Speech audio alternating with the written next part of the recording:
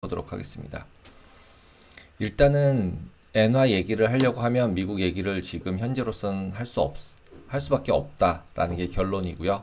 그리고 실제로 엔화라고 얘기를 하지만 우리는 항상 엔화와 달러를 교환하는 환율에 대해서 얘기를 하는 거기 때문에 당연히 미국과 일본에 대해서 정확히 알아야 한다. 그리고 특히 금리 정책 변동되는 거에 대해서는 이 움직임에 대해서 거의 뭐 그 두 개가 제일 중요한 역할을 한다라는 거를 보시면 알 수 있을 것 같아요. 그래서 일단 미국 점도표가 지난 6월 10일 날 FOMC에서 나왔던 점도표예요, 이게. 그래서 지금 FOMC 때 나왔던 게 보시면은 올해는 한 번, 그 다음에 내년에 4번, 그 다음에 내후년에 4번, 26년도에. 그리고 그 다음 해로 롱런으로는 2.75 이렇게 돼 있는 형태가 돼 있어요. 그래서 과연 이 뒤쪽 부분은 오히려 더 4번이니까 거의 2% 내리는 걸로 예상이 돼 있고, 올해는 오히려 약간 매파적이어서 전반적으로 매파적으로 해석이 됐었죠. 그리고 긴 게 2.75였다. 라는 걸 일단 생각을 한번 해보시고, 그 다음에 S&P 경제 전망에서도 결국은 계속 PC 가지고 얘기를 계속 하고 있잖아요. 근데 연말 소비 지수 같은 경우 여기 보시면은 여기 보시면 PC 인플레이션 보시면은 3월 달에 예측할 때는 2.6이었는데 지금 다시 6월 달에 예측할 때 2.8로 올렸어요. 그러니까 이거 디스인플레이션이라고 그때 생각했던 것보다는 높은 거죠. 그래서 이걸 매파적이라고 다 해석을 했던 거고, 근데도 불구하고 시장은 다 괜찮았어요. 그리고 2025년도 같은 경우는 이제 2.2에서 2.3 조금 올렸어요. 그리고 긴 거는 그대로 2.0이에요. 그러니까 아직도 타겟은 계속 2.0이다. 이렇게 보시면 될 것 같아요. 롱런도 마찬가지로 2.0이고요. 그리고 페드 펀드 같은 경우는 이때 가면 3.1 정도라고 지금 예상을 하고 있죠. 2% 내리니까. 그래서 실질적으로는 지금 현재적으로는 매파적이라고 6월달에 이제 FOMC는 지나갔는데 실질적으로 시장에서는 나쁘지 않았다, 오히려 이렇게 보시면 될 것 같아요. 그래서 지금 앞쪽에서 말씀드렸던 이제 인플레이션 때문에 결국은 금리라는 게 결정되고 그거에 의해서 환율이 결정되기 때문에, 그리고 이제 보통 이제 인플레이션 때문에 환율이 결정될 때는 결국은 다른 나라 간의 연동이 계속돼요. 그래서 지금 여기서 4개만 나라만 지금 제가 가져온 건데, 차이나, 재팬, 코리아, 그 다음에 미국, 이렇게 지금 4개 나라의 코어 인플레이션을 다 끌고 온 거예요. 보시면은 확실하게 미국 같은 경우도 떨어지고 있죠. 근데 제일 많이 올라갔었어요. 이유는 여기서 코로나 때 돈을 제일 많이 풀었으니까. 그 다음에 사우스 코리아도 생각보다 인플레이션이 굉장히 높아졌다가 지금 내려와서 디스인플레이션도 되게 많이 내려오고 있는 상태예요. 그래서 우리나라는 뭐 먼저 하느니 마느니 얘기도 이래서 나오죠. 금리 인하를. 그리고 일본 같은 경우도 보시면은 내려갔다가 잠깐 반등했다가 다시 내려가면서 일단 인플레이션 잦아지는 느낌. 그 다음에 이제 차이나 보시면은 돈을 제일 안 풀었다가 결국 디플레이션 맞았고 부동산 안 좋으니까 올라가지도 못하고 진퇴양난의 상태를 맞은 게 지금 이제 중국이다, 이렇게 보시면 될 것 같아요. 그리고 인플레이션 전반적으로는 다 2% 목표 달성은 어렵지만 그래도 소폭으로 점점 하락하고 있다. 그리고 이제 지금부터 이제 일본을 보려고 하는데, 일본 같은 경우 보시면은 이 경상수지가 흑자예요. 그죠? 경상수지는 무역수지들, 자본수지들 이런 거 합친 거잖아요. 근데 지금 보시면은 요때 한번 빼고는 흑자죠. 거의 요 몇 번 없어요. 일본은 계속 흑자인 거예요, 경상수지가. 엔화 기준으로 봤을 때. 근데 이때 왜 이렇게 내려갔었냐면 밑에 제가 그림을 그려드린 게 유가예요. WTI. 근데 유가가 급등을 하게 돼요. 그죠? 100불 넘어갔죠? 100불 넘어갔더니 그거 뒤에 임팩트가 생겨서 몇 달 뒤에 이렇게 경상수지가 적자가 발생을 해요. 그 이후에는 다 괜찮아요. 그러니까 이걸로 봐서는 일본 같은 경우는 경상수지가 적자가 나는 거는 이런 에너지나 이런 수출 수입 관련된 게 굉장히 많을 수밖에 없다. 우리나라도 마찬가지고요. 그래서 그걸 일단 생각을 해보시고요. 생각해 놓으시고, 그 다음에 일본 같은 경우도 수출 보시면은 수출 좋아요. 그죠? 다 수출 흑자예요. 근데 무역 수지를 보면 적자예요. 이렇게 계속 무역 수지가 적자예요. 계속. 무역 수지가 적자임에도 불구하고 경상수지는 계속 흑자죠. 왜냐하면 외부에서 투자해 놓은 배당, 뭐 이자, 뭐 그 다음에 건물 사놓은 거에서 임대료 등등 사업소득 이런 것들을 계속 미국, 일본으로 계속 보내니까 그 이익 난 돈들을, 그리고 투자 수익들이 계속 있으니까 걔네들이 합쳐져서 경상수지가 흑지가 나고 있는 거예요. 근데 무역상으로 보면은 무역도 플러스임에도 불구하고, 그리고 무역 수지가 적자라는 얘기는 수입이 더 많다, 수익 금액이 더 많다는 얘기잖아요. 그러니까 이거 두 개 더하니까 지금 마이너스니까. 그래서 합치면 근데 어디선가 돈이 들어와서 이거 경상수지 흑자를 만들어내고 있는데 그건 대부분 다 투자 수익이다. 그래서 일본 같은 경우 쉽게 망하지 않는다라고 저는 얘기를 자꾸 하는 게, 자꾸 빚이 얼마 있는 것만 얘기하는데 이 빚의 반대쪽에는 자산이 있어요. 이 자산에서 이익을 내서 계속 이쪽에다가 돈을 퍼서 넣어주고 있어요. 일본에다가. 근데 옌 캐리 트레이딩이 청산되는 가장 기본적인 논리는, 여기 자산이 망가지거나 여기가 망가지거나 전세, 여기가 망가진다는 얘기는 투자해 놓은 게 망가지는 건데 그거 다 이분 다 미국에다 투자해 놓은 거니까, 거기서 망가지면 기본적으로 돈을 보내거나 로스컷 하거나 이런 현상들이 일어나는 경우들이 더 많아서 일어나는 것 같아요. 그리고 이제 전반적으로 이제 좀 긴 프레임워크 안에서 일본이 어땠고 미국이 어땠는지, 왜냐면 그 두 개 나라의 GDP와 두 개 나라의 금리 때문에 결정되는 게 예나 환율이니까 그걸 한번 길게 한번 보려고 그래요. 지금 보시면은 이건 제가 위에 썼죠. JPY 적용이라고 71년도부터예요. 예. 71년도부터인데 이 노란색이 뭐냐면, 이 노란색 쭉 올라간 거는, 이 노란색 쭉 올라간 거 이거요. 이거 쭉 이렇게 올라간 게 당연히 미국의 GDP예요. 예. 그리고 하늘색 이렇게 되는 게 일본이에요. 일본이 미국보다 엄청 잘 나가다가, 그래서 90년대 이때가 지금 일본의 가장 제일 좋은 시점이죠. 그리고 이 지금 파란색이 니케이예요. 그러니까 니케이도 보시면서 보면 돼요. 니케이 같은 경우도 이렇게 올라가서 이렇게 올라갔다가 폭망으로 떨어지죠. 여기 90년대. 여기가 지금 일본 제일 잘 나갈 때. 그 다음에 추가적으로도 지속적으로 GDP는 올라갔어요. 그 다음서부터는 이제 잃어버린 뭐 30년, 잃어버린 몇 년인 게 계속 이렇게 움직이고 있는 거예요. 지금 계속. 니케이도 마찬가지로 계속 여기서부터 버블 꺼지고 뭐 일본 무너지고 뭐 하면서 쭉 내려갔다가 결국 2010한 15년, 14년, 15년, 13년, 14년에 부터 바닥 찍고 니케이 올라가서 이번 올해에 신고점 갱신한 거예요. 그러면서 밑에 보시면은 이거 갱신되면서 엔화가 올라가는 양상이 이렇게 올라가죠. 따라서. 그리고 이 전에는 여기가 올라갈 때 올라갔다가 내려갔다가 올라갔다 내려갔다 하는 타이밍이 니케이랑 의외로 좀 비슷하게 움직여요. 뒤에서 좀 더 자세히 볼 거예요. 그래서 86년도에서 찍고 확 올라가서 89년도에 고점을 거의 찍었다. 니케이로 보시면은.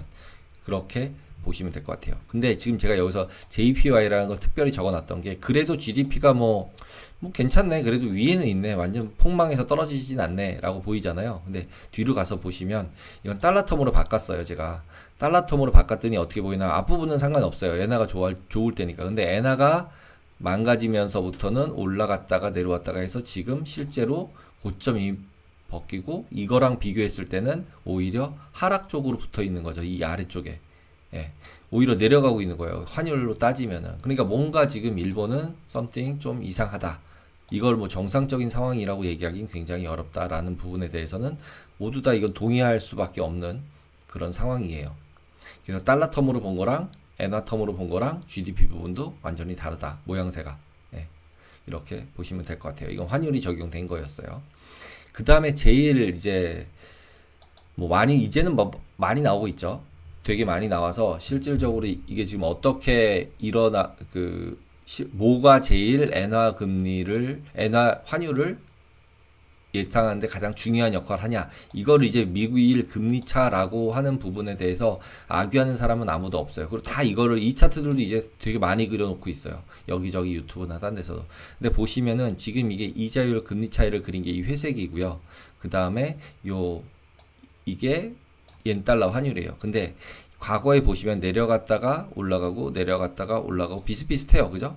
러프하게 왔다 갔다 옆으로 갈 때는. 그리고 여기서 떨어졌으면 이만큼 떨어졌을 텐데 왜 안 떨어져? 그러니까 실제로 이렇게 이자율 변동 차이가 생기는다고 해서 굉장히 캐리 트레이딩을 많이 하거나 실질적으로 뭐 돈이 풀리거나 이러지 않았다는 거예요. 이렇게 움직일 때는 오히려 어떻게 생각하면. 그리고 이제 기회가 별로 적었다. 이렇게 볼 수도 있어요. 근데 지금 여기서 보시면은 여기가 거의 한 20년 정도 되는 거거든요. 근데 20년 정도의 금리 차는 오히려 굉장히 낮았었어요. 그죠? 여기는 높았었고, 금리 차가. 근데 높을 때 여기서는 왜 엔캐리 트레이딩을 많이 안 해? 라고 했다고 생각을 해보면 제가 그냥 제 뇌피셜로는 이때는 유동성이 그렇게 많지 않았던 거예요. 시장에 풀려있는 돈이. 근데 20년도 이후에는 여기 코로나 이후에 돈을 너무 많이 찍은 거죠. 미국에서 달러도 찍고 엔화도 찍고 뭐 다 찍은 거예요. 그러니까 돈이 너무 많아진 거죠. 그러니까 실제로 캐리 양들이 더 커진 거죠. 그래서 보시면은 여기 뒤는 굉장히 실제로 금리차가 벌어지면서 계속적으로 캐리 트레이딩이랑 환율이랑 거의 똑같이 움직이죠. 이게 솔직히 헤지펀드라고 얘기하는데 제 생각에는 일본 내에 있는 사람들도 이거를 엄청 했을 것 같아요. 자기네가 실제로 빌려서 투자를 할 수 있는 애들, 엔화를 빌려서 투자를 할 수 있는 데가 흔하지 않아요. 그 다음에 헤지펀드는 엔화를 가지고서 조그만 헤지펀드들도 엔캐리 트레이딩 할 수 있어요. 우리도 엔캐리 트레이딩 할 수 있어요. 좀 이따 맨 마지막에 우리가 엔캐리 트레이딩을 어떻게 할 수 있는지도 설명을 드릴게요. 그래서 보시면은 결국 비슷하게 움직였어요. 근데 지금 제일 이슈가 되고 저도 물음표로 삼으면서 기회가 될지도 모르겠다고 자꾸 생각하는 부분이 여기에요. 보시면은 엔화는 올라가고 있는데 금리차는 줄어들고 있잖아요. 근데 여기서처럼 금리차가 줄어들면 예를 들어서 여기서 금리차가 줄어들면 이렇게 내려가야 되잖아요. 그리고 금리차가 줄어들면 여기 스케일은 크지 않지만 계속적으로 내려갔었던 거고 그 다음에는 지금 금리차 벌어지면서 계속 늘어난 거고 그러니까 지금 여기서 이걸 줄어드는 게 이제 조금 타이밍만 잘 잡으면 근데 타이밍을 잘 못 잡으면 실제로는 빵이에요. 왜냐하면 이자율 금리 차이가 몇 프로가 나고 있나 하면 3.5%가 나고 있어요. 그러면 1년에 3.5% 손실이 무조건 나는 거예요. 실제로 엔화를 빌려서 엔화 이자 내고 그걸로 달러 채권을 사면은 그냥 3.5 이상을 그냥 버는 거죠. 이자율 차이로. 이 빌리는 금리 내고 받는 금리 빼니까 3.5니까. 그래서 지금 이 트레이드가 계속되고 있고 이게 엔캐리 트레이딩의 기본적인 로직인 거죠. 근데 여기서 고려해야 될 건 꼭 변동성이에요. 제가 계속 매번 말씀을 드리는데 엔캐리 트레이딩을 함에 있어서 변동성 부분을 얘기를 안 하면 안 돼요. 근데 보시면 아까 전에 3.5%였잖아요. 근데 엔캐리 1년짜리 같은 경우 3.5% 정도 이 정도쯤 돼요. 변동성이 여기 있었어요. 그죠? 그러면은 이때 들어간 사람들, 2000년에 들어간 사람들은 손실이 있을 거라고 예상을 안 해요. 왜요? 변동성이 1년 동안 3%가 FX 변동성이에요. 외환 변동성이. 근데 이자가 3.5%가 남아요. 예를 들면. 그러면 밑지면 3.5% 가지고서 이자 차이 가지고서 엔화 변동성에다가 돈을 내고 끝나도 똔똔 손해가 많이 안 나요. 그죠? 근데 만약에 엔화가 약세가 되면 3.5% 수익에다가 엔화가 약세된 것만큼 이득이잖아요. 근데 그게 늘어날 것 같잖아요. 그러니까 이 상황 하에서는 충분히 여기까지 한 여기 정도까지는 충분히 할 만한 니즈가 있었어요. 참 지난 생각해보면 너무 쉬운 거였는데 이걸 왜 안 했나 싶은 거죠. 이제 저 같은 경우도 생각해보면. 근데 지금은 문제가 발생하는 게 이 변동성 레인지가 있었던 애들이 이렇게 된 변동성 레인지로 바뀌었어요. 이제는 12%도 보이고 10%도 보이고 5% 정도면은 오히려 지금 아래쪽에 가까운 수준에 붙어버렸어요. 그러니까 변동성이 커졌기 때문에 실질적으로는 엔캐리 트레이딩 하는 게 공짜다라고 얘기하기 어려워요. 공짜다라고 어려워지기 시작한 게 벌써 제가 보기에는 2022년도 말 여기서부터 좀 어려워진 것 같아요. 엔화가 한번 여기서 떨어지면서 그러면서 어려워졌는데 여기서 지금 추가로 들어오고 있는 사람들은 이때 들어온 사람은 진짜 스마트머니 이때 들어온 사람들은 좀 완전 스마트머니는 아닌 거죠. 좀 레이트 그러니까 좀 늦게라도 들어온 사람들 근데 지금은 괜찮은데 보통은 이렇게 해서 맨 마지막에 개인들까지도 엔캐리 트레이딩 들어오고 뭐 누가 다 해도 된다 그러고 엔캐리 트레이딩 수익 난다 그러고 해가지고 계속 끌어올리면 오버슈팅으로 올라갔다가 개입이 나오던 어떤 세상의 이벤트가 발생을 하면서 이게 꼬꾸라지면서 이때 번 사람들이 다 토해내게 만들 것 같아요. 제 생각은. 그래서 지금 그러면 나는 어떻게 하고 싶은가 하면 이게 떨어지는 어떤 타이밍을 딱 잡아서 캐리에서 손실 나지 않는다는 얘기는 타이밍을 굉장히 잘 잡지 않으면 손실이 계속 난다는 얘기거든요. 그래서 타이밍을 굉장히 잘 잡아야겠어서 지난번에 그냥 제가 뭐 이 정도면 너무 싸네 그러고 들어갔다가 손실을 좀 봤어요. 그래서 그냥 로스컷 해버리고 그래서 다시 이제 정확하게 보고서 해보니 이거는 타이밍을 정확히 잡지 못하면 실질적으로는 수익이 크게 나지 않을 것 같다 이런 생각이 든 거죠. 그래서 이제 리서치를 조금 더 딥하게 해본 거죠. 그리고서 지금 여기서도 앞에서 잠깐 말씀드렸지만 엔화가 강세가 되는 방법 중에 하나는 지정학적 리스크의 폭발도 있어요. 그것도 좀 이따가 뒤에서 보여드릴게요. 한반도 비핵화되거나 대만 분쟁이 일어나거나 비핵화 관련해서 이슈가 생기거나 이러면은 이렇게 한중일 모여서 공동선언을 하는데 기본적으로 비핵화 이슈에 대해서는 제외를 시켰어요. 결국은 미국이랑 중국이랑 싸우는 관점에 지금 이제 경쟁은 아니지만 저는 미국이 계속 중국을 혼내주고 있죠. 이런 상황 하에서 한반도 비핵화 이슈는 미국이 이슈를 제기를 하고 있는 거고 그거에 대해서 중국은 예스를 안 해주고 있는 거죠 지금. 그런 그 상황에서 동의되지 않은 상태가 계속 유지되고 있어요. 그리고 실제로 푸틴이 북한 방문하고 무슨 조약을 다시 맺었죠. 그러버리니까 지정학적 리스크가 더 복잡해졌죠. 지금 중국, 러시아, 북한 세 개가 있고 우리 쪽은 일본, 미국, 한국 세 개가 있는 거죠 지금. 이렇게 해서 얘네 둘이 지금 부닥치고 있는 거예요. 그러면은 우리 쪽은 어떻게 해야 되냐는 거죠 기본적으로. 여기서 북한이랑 뭔가 관계를 잘 맺어서 하자라는 게 과거 정권이었고 지금은 조금 이제 약간 긴장 모드로 가고 있고 무슨 이제 똥풍선이나 왔다 갔다 하고 이러고 있는 상태긴 한데 기본적으로 이 부분은 일본에게 있어서는 오히려 호재일 수 있어요. 예. 이렇게 와서 셋이 같이 박수 치고 있지만 다 다른 생각하고 있을 거거든요.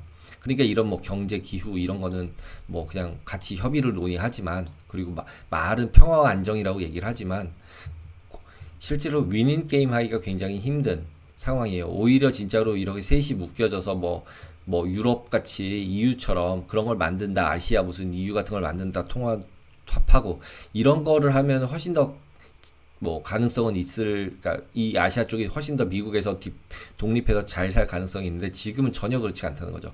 결국은 이런 이벤트가 발생을 하고 중국 대만 이슈까지 발생을 하면 거기서 반사익은 엔화가 강세가 되는 쪽으로 돌 것 같다. 라는 거가 있어요. 그리고 근데 그거에 반대로 이 엔화가 강세가 돌아갈 수 없다고 하는 부분들도 있어요. 그게 뭐냐면 이 부분이에요. 7080 단카이 세대가 지금 여기거든요. 90년도에 단카이 세대가 여기에 있었어요. 이 세대가 지금 시간이 지나면서 23년도에 이렇게 올라왔어요. 제일 높은 사람 수가 거의 제일 많은 요 두 개 세대 40, 50, 60 그 다음에 60에서 70이 조금 적고 그리고 780 이때가 49년도 단카이 세대인데 이 세대가 많은데 이 세대가 결국 많아진다는 얘기는 노동력이 줄어들고 그 다음에 이 분들을 봉양해야 되는 복지 비용이 점점 커지는 거예요. 건강이 나빠지고 하니까. 그러면은 이 상황을 견뎌낼 수 있냐는 거죠. 예. 생각보단 쉽지 않아요. 그러니까 적자가 계속 날 수밖에 없고 이 적자를 메꾸려면 돈을 벌어서 메꿔 넣어야 되는 거죠. 수출을 하든 돈을 찍든 뭘 하든 해서 일본의 입장에서. 그러면 이렇게 되면은 결국은 경상수지가 지금 흑자가 나고 있지만 조금만 잘못돼서 투자한 게 잘못되거나 아니면 내부에서 뭔가 이슈가 생기면 결국은 복지 비용 나빠지고 일본도 돈이 없어지고 돈이 없어지면 엔화 약세되면서 이제 점점 이제 정말 망해가는 일본이 될 가능성도 있는 상태가 되겠죠. 이걸 얘기하면 이제 우리나라 지금 남 걱정하지 말고 한국이나 걱정해라 이렇게 된 상황.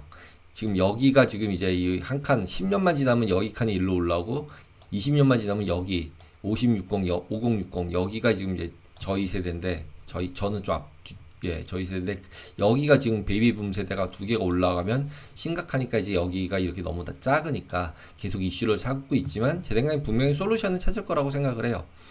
그래서 나중에 기회가 되면 이런 것도 그냥 생각을 한번 말씀을 드려볼게요. 그래서 지금 일본 같은 경우 이거는 지금 이제 악재죠. 엔화가 계속적으로 지속적으로 약세가 될 수밖에 없는 요인. 이거는 엔화가 강세로 돌 가능성이 있는 요인. 그 다음에 지금 엔화의 변동성 부분으로 보면은 변동성이 너무 커졌기 때문에 엔화 캐리 트레이딩을 계속 할지 말지 고민이 되는 시기. 그러니까 이거는 삼각형이긴 한데 변동성이 계속 커지고 꺾어지면은 엔캐리 트레이딩 청산하면서 이때 들어가서 먹었던 거 엑시트하고 나올 만한 사람들이 분명히 생길 것 같다라는 부분. 그리고 그거의 가장 원천은 금리차. 버퍼인 거죠, 버퍼. 3% 먹고 환율 먹는 거니까. 이렇게 생각을 딱 하고 계시면 될 것 같아요. 거기다가 니케이 같은 경우도 보시면은 상관관계가 생각보다 낮아지고 있어요. 보시면은 니케이 올라가는 거랑 실제로 이게 달러 엔이고 이게 니케이거든요. 엔화가 약세가 될수록 수출이 잘 되면서 니케이도 좋더라라는 게 아베노믹스였죠. 이때 이제 성공을 뭐 지금 성공이라면 성공이고 좀 그래도 그나마 살아난 거죠. 지금 여기서부터 이렇게 올렸으니까 엔화 약세 유지하면서 돈 풀고 엔화 약세 시키고 하면서 아베노믹스로 주가는 올려서 지금 신고가를 오긴 온 거예요. 근데 이게 과연 이게 아베노믹스인지 아니면 코로나 때 돈 풀어서 그런 건지 이거는 되게 저는 애매하다고 생각해요. 근데 상관관계 낮아지고 있는 건 확실해요. 왜냐하면 앞에 있는 이 그림을 가지고 20일 그 코릴레이션 상관관계 그리면 여기 보시면은 이렇게 조금씩밖에 없어요. 그리고 여기가 진하잖아요. 이렇게 모여 있잖아요. 되게. 근데 여기 2020년 이후로 가면서는 아래로 오르락 내리락 오르락 내리락 이 밑으로 내려간다는 얘기는 주가랑 환율이랑 거꾸로 간다는 얘기예요. 거꾸로 가는 시기가 되게 빈번하면서 이거 두 개가 매치돼 있지 않아요. 꼭 예전에는 뭐 엔화가 약세가 되면은 주가가 올라간다 뭐 이렇게 정확하게 얘기를 하면서 얘기를 할 수 있었다면 이제부터는 그렇지 않다는 거죠. 그러면 아까 앞에서 봤던 변동성 부분하고도 비슷하죠. 변동성이 상승하는 구간, 그 다음에 니케이와 그 다음에 달러 엔의 상관관계가 떨어지고 있는 구간인 거죠. 지금 현재 상태로 봐서는. 그 다음에 이제 우리가 지금 이렇게 해서 펀더멘탈리 봤을 때 상관관계 떨어지고 있고 올라가는 요인 내려가는 요인들이 다 있다. 근데 여기서 지금 이걸 베이스로 놓고서 알고 싶은 거는 결국 인터벤션이잖아요. BOJ가 환율 개입을 언제 하냐. 왜냐면 환율 개입을 하면 방향도 바뀌고 밑으로 이제 꼬꾸라질 수 있으니까 그럼 환율 개입은 언제 하는지를 찾아보고 싶은 거예요. 그래서 지금 최근 걸로만 했을 때는 22년도에 미국 금리 차랑 수입 물가 상승 부분하고 그 다음에 우로 전쟁 이슈가 있으면서 개입이 들어왔어요. 그러면서 이게 여기 부분이에요. 22년도 11월 9월부터 이제 여기가 이제 9월이거든요. 그러니까 여기 9월 달에서 개입을 했는데도 올랐죠. 개입 한 번 더 때리고 개입 한 번 더 때리고 싹 밀렸어요. 얼마만큼 밀린 건가 하면 23년도 1월 달부터 쭉 내려서 여기 고점서부터 여기까지 내린 게 16%를 내렸어요. 그러니까 엔화가 상승된 거예요. 이 9월 달에 해가지고 3% 상승을 했어요. 여기서 요만큼 했는데 그 다음에 다시 올라갔는데 다시 또 내리고 해가지고 3%, 2% 그리고 길게 요때는 요만큼씩밖에 못 지켰는데 그때 개입을 하고 난 이후에 결국은 지속적으로 약세가 쭉 돌면서 총 이만큼 151엔에서 127엔까지 내려왔어요. 그래서 지난번에 150yen 처음에 나오다가 155엔 뚫리고 뭐 이렇게 됐던 거거든요. 그리고 그게 뚫리고 지금 160에 와 있는 거죠. 그게 내려와서 127까지 갔었던 거예요.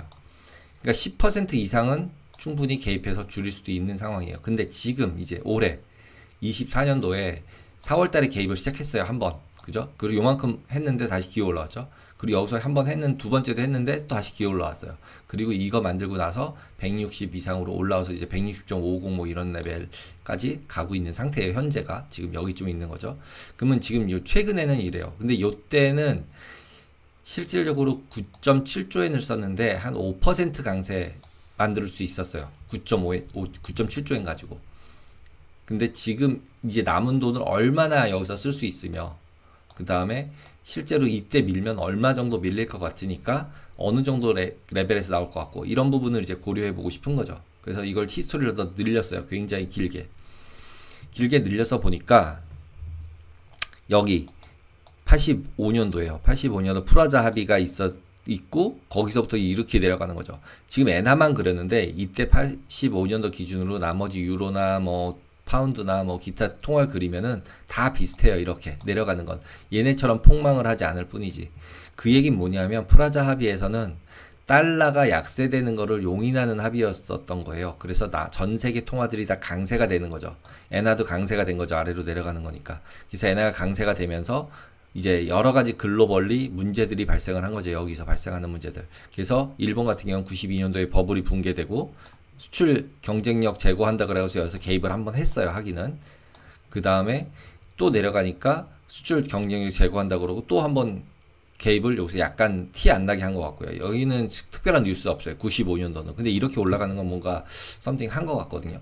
그 다음에 결국 여기서 이런 현상을 일으키고 난 거에 대한 그러니까 반사 작용이 뭐였냐면 아시아 위기예요. 여기서 이렇게 해서 계속 엔화가 강세가 되고 미국 돈이 점점 따지고 이러니까 그걸로 차입해서 여기저기 투자하다가 우리나라 IMF 맞고 아시아 크라이시스가 생기면서 나온 거죠. 근데 여기서 이렇게 치고 아시아 크라이시스가 생기니까 엔화가 다시 약세가 되고 있는 거잖아요. 예. 근데 엔화가 약세가 되는 나머지 통화들이랑 같이. 근데 거기서 너무 약세되는 게 싫으니까 개입을 위에서 매도 개입을 해요. 그래서 조금 내려요. 그러면서 내렸다가 이제 이렇게 움직인 거죠.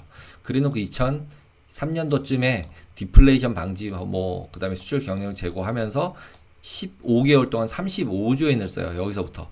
근데 실제로 움직인 거 보면 그렇게 크진 않죠. 네. 그럼에도 불구하고 요만큼 올려놓고 결국은 쭉 내렸어요. 그래놓고 여기서 이 개입한 걸로 안 되니까 대지진이 또 일어나고, 그러니까 여기서 다시 매수 개입을 다시 한번 하고, 그 다음에 이 12년 된 아베노믹스를 시작을 해요. 그래서 여기서 두 번의 개입해서 매수한 게 있어요. 뭐를 매수했냐면 달러를 매수했죠. 그리고 쭉 올라가서 조금 아까 앞에 본 페이지 22년도 지금 24년도, 그래서 이때 매수한 돈들, 이럴 때 매수한 돈들 35조 엔들, 이럴 때는 이제 거의 100엔대니까 100 앞쪽 부분이니까 이때 매수했던 달러들 이때 팔면 되면은 수익 나는 거잖아요, 길게 보면. 네. 그래서 뭐 이때를 팔아서 수익을 내서 개입을 해라 마라 뭐 이런 뉴스들까지도 나오고 있어요. 그래서 지금 보시면은 이런 데서 달러를 사가지고 뭐를 했겠냐는 거죠. 이럴 때 개입해서 달러 사서 국채 샀겠죠. 국채 샀으니까 미국 국채 보유 제일 많이 하고 있는 거잖아요. 그래서 그 부분을 다시 팔아서 하는데 지금 갑자기 옐런이 살살해라 팔지 말아라 뭐 이런 식의 이제 뉘앙스를 보이고 있어요. 그럼 지금 여기서 이제 이걸 요약을 해보면 결국 개입 시작하는 시점, 개입 종료하는 시점, 개입 횟수, 그 다음에 몇 조엔이 개입되는지. 그래서 재무성 나온 거랑 KB증권 리서치에 있는 걸 제가 그냥 가져왔어요.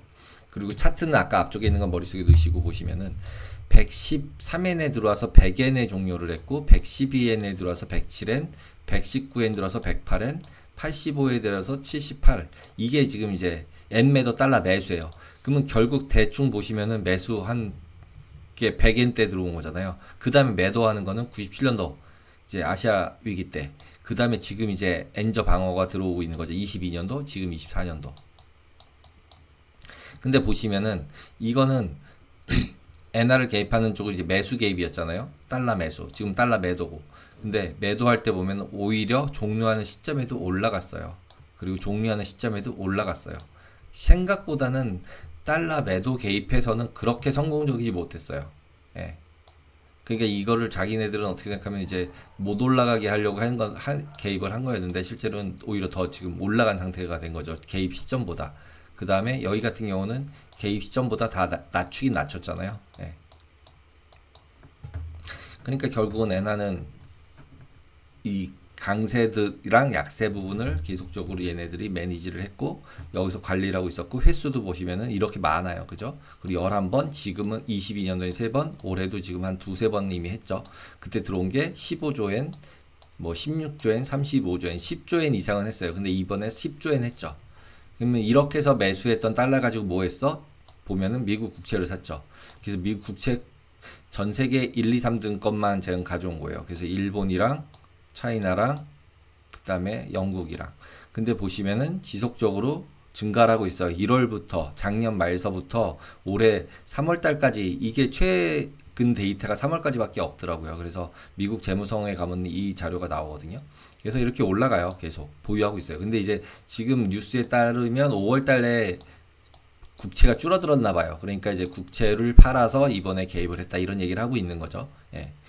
근데 그 전에도 3월달에도 앞에서 보시면은 여기 보시면 금리차 있다 그래서 여기서 어떻게 했어요? 4월달에 개입했잖아요. 예.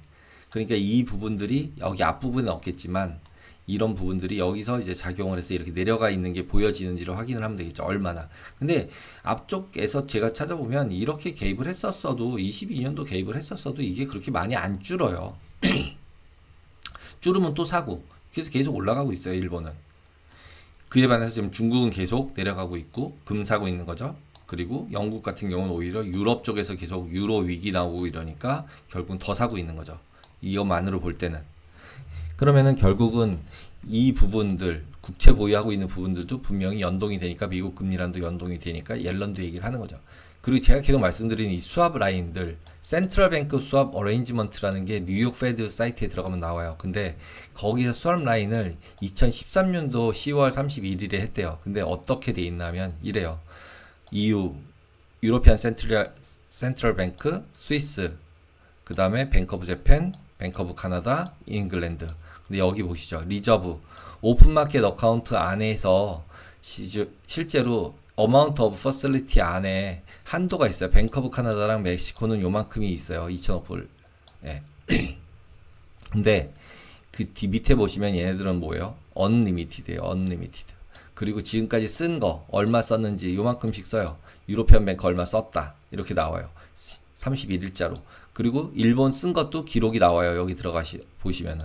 근데 보니까 일본은 한 100만 불 정도씩만 어쩌다가 쓰고 안 쓰고 스위스가 되게 많이 써요. 근데 여기서는 이게 쇼텀 오픈마켓 어카운트여서 뭐 한 7일물, 한 달물 뭐 이렇게 쓰더라고요. 그래서 계속 여기서 수합 라인으로 돈이 필요할 땐 갖다가 그냥 쓸 수 있는 거예요. 꼭 미국 국채를 안 팔아도 돼요. 제가 앨런이고 뭐 일본이라면 국채 파는 게 싫으면 너 그냥 이걸로 퍼실리티로 써. 내가 금리 싸게 줄게. 그러면은 쓸 수 있는 것 같아요. 이건 완전 저의 뇌피셜이에요. 꼭 국채를 팔아서만 사람들이 한다고 생각하는데 둘이 얘기만 하면은 그냥 이런 퍼실리티 이용해가지고 국채를 안 팔고도 충분히 외환 개입을 할 수 있지 않을까라는 생각을 해요. 거기다 이제 6월 20일 날은 갑자기 이 환율 관찰국에 지정이 됐죠. 이게 환율 관찰국에 지정이 됐다 그래서 이게 뭐 하지 말라는 얘기일까라고 생각을 해보면 그 부분도 물음표예요. 왜냐하면 환율 조작국으로 지정이 되면은 이제 뭔가 이슈가 나오지만 환율 조작국으로 지정이 되지 않은 상태 내에서는 얘네들 같은 경우는 보통 이런 거 만들 때 룰이 있단 말이에요. 그러면 관찰국 지정되는 조건들이 있어요. 무역 적자가 얼마가 있고 외환 개입을 얼마 이상 했고 뭐 이런 규칙들. 그 규칙 안에 당연히 들어갔겠죠. 5월 달에 지금 10조엔 개입했잖아요. 그러니까 그냥 일본 환율 관찰국에 들어갔을 것 같아요. 예. 그래 놓고 지금 들어온 게 중국, 일본, 말레이시아, 싱가폴, 타이완, 베트남, 독일. 이때 하면서 우리나라는 안 걸렸어요. 여기 안 들어갔어요. 막 얘기했는데 우리나라는 생각보다 개입을 크게 많이 안 했고 적자도 그렇게 미국 대비 크지 않다라고 보고 있으면 될 것 같아요. 그래서 실제로 미국 재무가 환율 개입을 원하지 않고 있다라는 부분은 맞아요. 근데 이거는 저는 채권 부분만 때문에 그렇다는 거지 나머지는 둘이 니즈에 맞춰서 왜냐하면 이제 개입을 해가지고 팔았을 때 어떤 식으로 운영할지의 계획만 세우고 전체 미국과 일본이 큰 이슈가 없게끔 세팅해서 얘기가 되면은 그냥 한국에도 노티스 주고 한국이랑 일본이랑 같이 해. 왜냐면 우리 두 개 나라만 너무 지금 약세니까. 이런 식의 코멘트들이 나오면서 뭔가 작용이 될 수도 있다라는 부분이에요. 그래서 제가 생각했을 때 이제 이게 결국 결론인데 환율 개입 가능성은 얼마나 되냐. 그 다음에 엔화 강세로 전환될 가능성은 얼마나 될까라는 부분이 지금 핵심이잖아요. 실제로 옵션 해지나 옵션 매도해서 돈 버는 거랑 비슷한 것 같아요. 왜냐하면 지금 엔화 숏을 치고 엔캐리 트레이딩을 하면 꾸준히 돈은 벌 수 있을 것 같아요. 근데 여기서 개입이 잘못 나오거나 트렌드가 바뀌면 한 번에 날리는 거죠. 짧은 시간 내에 이렇게. 그러면 내가 여기서 베팅을 할래 여기서 베팅을 할래 라고 생각이 들면 내가 조금 더 아이디어를 빨리 내고 빨리 이런 거에 관심을 갖고 매매를 했다면 2020한 뭐 1년도 2년도부터 엔캐리 트레이딩에서 얘나를 숏을 치고 가지고 가고 있었으면 되는 거죠. 그럼 이렇게 올라왔겠죠. 그리고 지금쯤에서는 이제 엑시트하려는 준비를 하고 있겠죠. 예. 왜냐하면 언젠가 이게 계속 올라가면 반대 구프에 문제가 생기니까. 어디서 문제가 생기냐 하면 아까 전에 보여드린 것처럼 에너지가 가격이 올라가서 수입 물가들이 올라가기 시작하면 인플레이션이 심해지고 그건 관리가 안 되니까. 그래서 지금 제가 생각했을 때 170엔 이상으로 올라갈 가능성이 있을까 없을까 아무도 모르죠. 모르지만 가능성이라는 부분에 했을 때 이렇게 120까지 가려면 개입을 안 해야 되는데 개입을 안 할 방법은 유가나 이런 게 안 올라야 된다는 거예요. 에너지 가격이 지금 다시 80불로 올라왔는데 뭐 예를 들어 60불 50불로 떨어져 주면 그러면 에너지 가격은 떨어졌으니까 얘나 약세된 거가 떨어져서 실제로 인플레이션을 줄여줄 수도 있잖아요. 안 된다는 보장은 없으니까. 예를 들면 지금 같은 경우는 엔화가 10% 약세되고 그 다음에 유가가 10에서 20% 상승하면은 실제로 유가가 이 일본 내부에서는 30% 상승한 거예요. 예. 그러니까 이걸 어떻게 견뎌내냐는 거죠. 쉽지 않다는 거죠. 그러니까 이렇게 될 가능성이 별로 없다고 생각하니까 이 아래로 가는 거죠.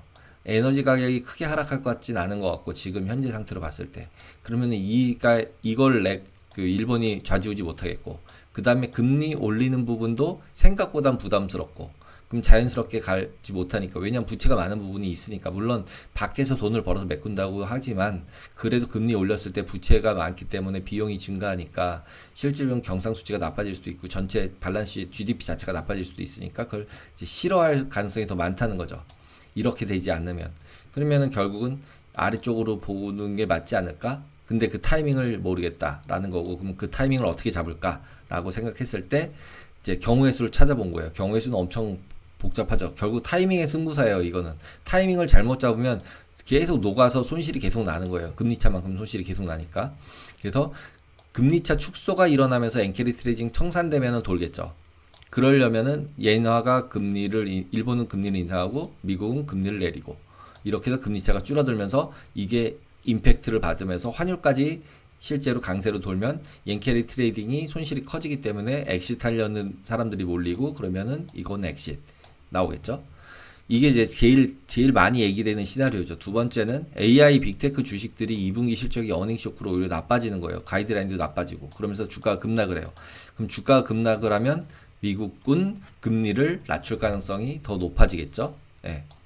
그러면서 지금 실제로 경기 자체는 그렇게 높지 않은데 자본이익으로 돌아가고 있는 것 같은 느낌이라서 저는 그렇게 생각을 하는 거예요. 그 다음에는 이런 일들 또는 8월 달에 잭슨홀 미팅에서 프라자 합의처럼 갑자기 제목은 이미 정해졌어요.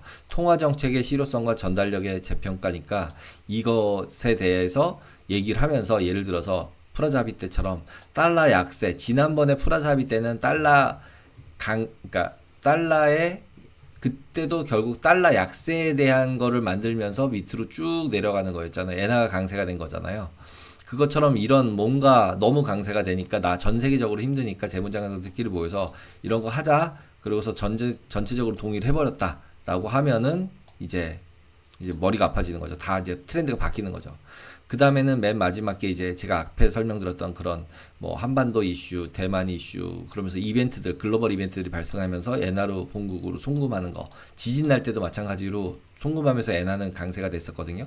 그러니까 이런 경우들이 있을 때 실제로 개입도 할 것 같고, 그 다음에 방향도 턴할 것 같아요. 그래서 결국 날짜별로 보면은 이때는 말씀 안 드렸지만 이건 일단은 제 방송이니까 7월 31일 날 FOMC 할 때 이제 QT 방식이거나 이런 것들이 나올 때 이슈가 있을 가능성이 있고, 그 다음에 이제 그 이후에 31일 이후에 있는 FOMC들 일정들이 중요하지 않을까라고 생각이 들어요. 그리고 7월 말에 있는 또 일본, 그게 이제 결국 금리차 축소 스케줄들을 체크를 해야 된다는 거죠. 그 다음에 두 번째는 이제 AI 빅테크 얘기했잖아요. 그것도 어닝 발표가 나요. 애플이 7월 24일이고 마이크로소프트가 7월 25일, 그 다음에 엔비디아가 8월 15일이에요. 그러면은 지금 실제로 2분기 실적 발표되는 날짜에 맞춰져서 빅테크들 실적이 어떻게 나오는지에 따라서 지금 분위기로는 계속 잘 나올 것 같지만 또 세상이 어떻게 될지 모르잖아요. 그게 날짜들이 그때쯤이니까 한번 생각을 해봐야 되겠다. 그 다음에 잭슨홀은 8월 22일부터 24일이에요.